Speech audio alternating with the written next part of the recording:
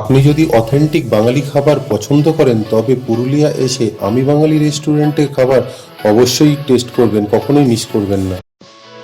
তাই আমি পুরুলিয়ায় এসে আমি বাঙালির খাবার টেস্ট করতে ছাড়িনি।